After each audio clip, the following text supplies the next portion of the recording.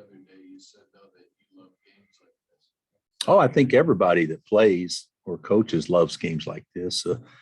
There's not very many times in the course of a season that you can play a game like this and have it not be the most important game of that week.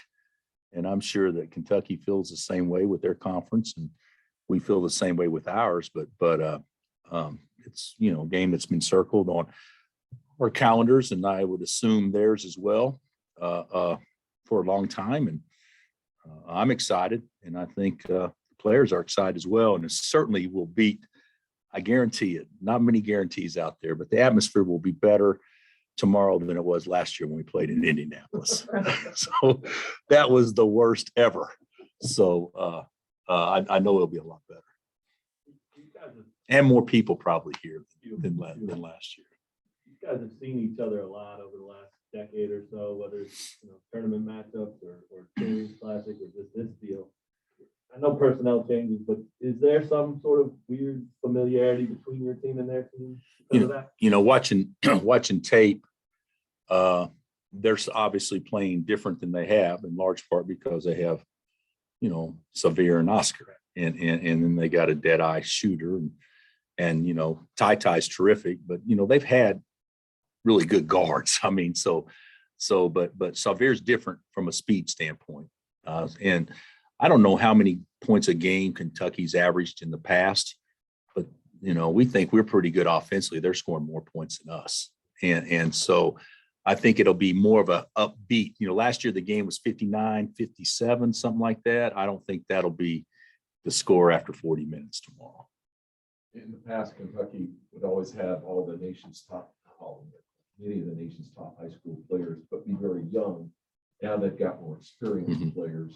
How much more better has that made them and more difficult for you to prepare for? Well, I don't know about more difficult to prepare for, but I do think that,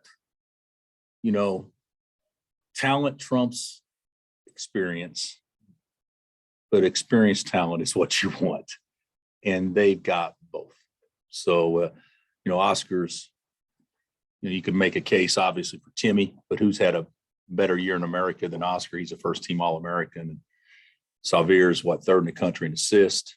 And it's hard to lead anything in the country in assist if you play in the SEC or the Big 12 or the Big 10 or the ACC or the Pac-12 or Big East. It's hard to lead the country because the competition's so good each and every night, and they got two players that are at their respective positions the best the country has, as far as a guy that can distribute and a guy that can rebound the basketball. So that's unique. And then now we got a player that's in the top 10 in scoring too, out of the same league. So there's going to be some really good individual players on the court tomorrow.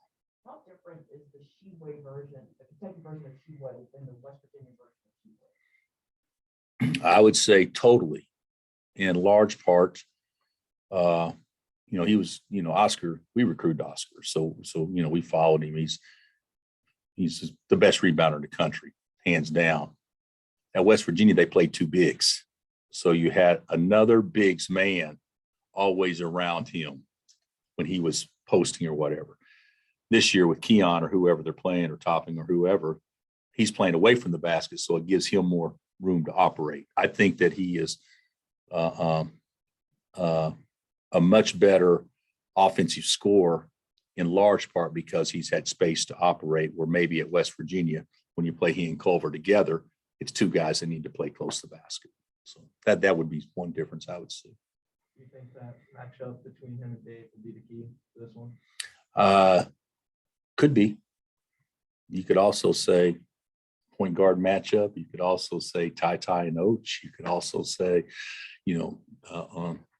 Kellen and CB. I think there's be a lot of potentially really good individual matchups in the game. We're going to be pretty busy tomorrow, but you got to be excited about watching how the Big 12 teams are going to be able to compete with SEC. That's the first time I've actually thought about anybody else. So I'm a pretty selfish dude. I don't even know who anybody else is playing, but I just know who we are. So I won't be as excited following everybody else. I'll be more excited about just getting ready to play our game tomorrow. We're gonna playing out here is always special, but in a game like tomorrow or atmosphere like tomorrow, what does it mean for you guys to play at home? I mean, what's it, this place? Well, I think it's, I hope it plays out to be a big home court advantage. It usually does. That doesn't guarantee success, but it's special. But it was special on Monday night too. And it's going to be special other nights. And what makes Allen Fieldhouse more special than most, it doesn't have to be Kentucky to be special. That to me is the difference, where everybody can have special places, but it may take the right opponent to make it special. Here, you don't have to have that so-called right opponent. But when you do, it turned up even, another notch. So we just had a chance to talk to LeBron Ellis about Jalen and the rebounding and the mentality that goes into rebounding. He said, really from the start of the season, he needed a little bit of a acclimation period of being out and coming back in before we could start to click and get things back together again. That's his outside point of view. The inside point of view, does that jive pretty well? Yeah, I think when you're as conscientious and as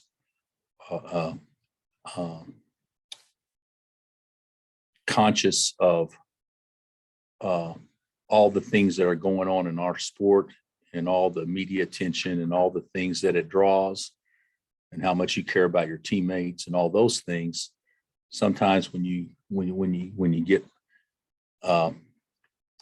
punched in the gut or hit like he did, I think sometimes it can have a pretty big impact that you think you can bounce right back, but you got to go through some things mentally before you're back to whole.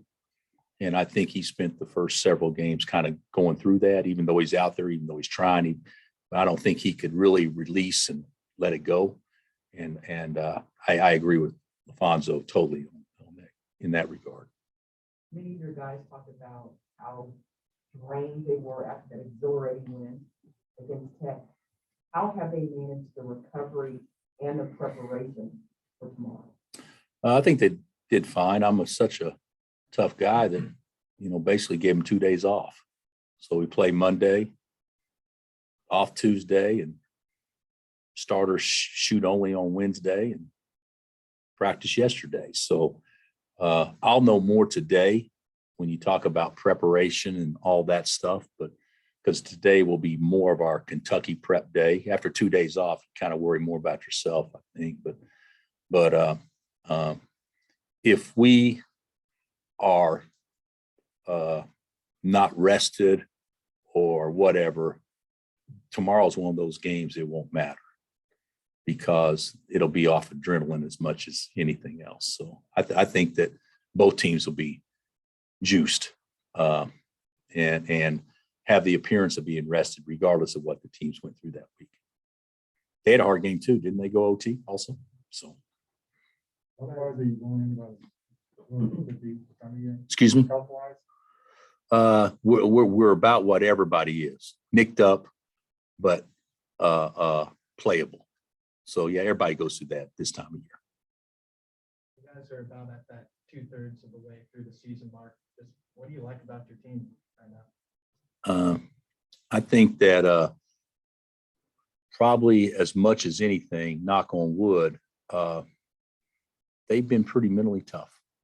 They've fought hard, and when we haven't always been physically tough, but we've gotten better in that area. But kind of regardless of the situation we're in, the guys have hung in there and understand it's a long game. It's a 40-minute game, and I think that they've been pretty mentally tough. There's a lot to like about our team, but there's also a lot to wish that we did better, and that's why I've been excited about them, because I think our ceiling is still higher than what we played so far. When you look at the speed matchup in this game with Severe and Ty and your guys, of course, what does that look like to you? How do you see that going? How do you want that to go? Well, we recruited them both.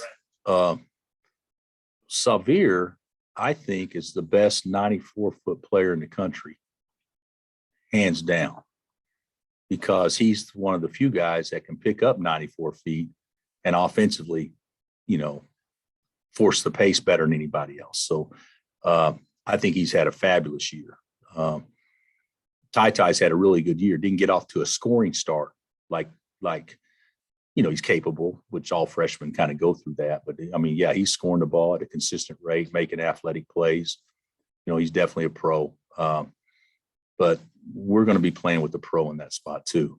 So I'm kind of excited to see that. We're going to have some great, to the question asked earlier, there's some great individual matchup type things, which should be fun to watch. When you mentioned recruiting, Oscar, you've seen these guys now for a couple of years, since they were in their high school years. Does that make scouting any easier, or just systems and schemes and everything change by the time you get to see them at this point? Yeah, it's when you say recruiting them, there were 50 schools recruiting him, and there's so we watch them that way. Lateral quickness, second jump, go after the ball hard, how good's hands, they're whatever you watch. But that's why you recruit them, to fit into your scheme and your system. And the guys that we've recruited that they have on their team would be good regardless of scheme or system. And so to me, when we study them in how Cal utilizes them and how he wants to get them, with the unused dribble in this spot or a catch on this block or whatever, and then you try to take that away. I don't think that necessarily has as much to do with their talent as how, Kentucky wants to utilize their talent.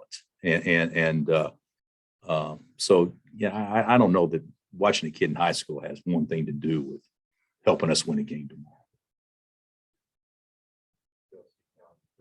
Seeing Grady and MJ and Ernest getting McDonald's All-Americans, how do you feel seeing that honor for them? Well, I thought it was great. I thought it was well deserved. When you're in college and you play college basketball, the goal is each year is the Final Four, because that's what is publicized. Road to the Final Four. This is a Final Four team. All that's how it's sold. When we're a high school player, everything is sold on, can you make the McDonald's game? I mean, that's the end result that you want to try to get to. So to have 3 of our 4 recruits all make the game is exciting, and certainly I'm happy for them, and I'm also hoping that they think that even though I'm proud and glad I made it, it doesn't mean much, because once you get to college, what happened in your previous high school career isn't going to help you compete at the next level. And what you do here, once you get to the pros, you got to kind of do it all over again. So I'm happy because they excelled at the highest in their high school level, even though the season's not over. But understand also, and they'll understand, the work starts now. But I think it's a great accomplishment for those kids that have worked so hard, and those families, over the last many years, to put themselves in that position. On the top end of that, you got Wiggins and Joel. Now to me, that's a more proud thing than even high school, to have 2 players out of 10 starting the NBA All-Star game is pretty special. Wiggs has been he's been and you guys followed him, pretty monotone, very consistent, not highs, not lows. And that consistency has now paid off, because he's the exact same player now as he was when he's playing with a team that didn't win as much. And so it's great to see him being honored that way. And then Joe's playing at a level that maybe he didn't even play at last year when he was second in the league in MVP or whatever. So I don't know if he can win it this year, but he's right in there in the mix. So that's awesome for those 2 guys. Anything else? Is a lot of people that watch the game watch the coaches, and you've been in massive games against Cal. What do you think about your personal relationship and rivalry with Cal? I actually think my personal relationship with Cal is very good. We talked just the other day, text for a long time back and forth. We're actually doing a fundraiser tonight together, try to raise some money for some different initiatives. I think that we have a solid relationship.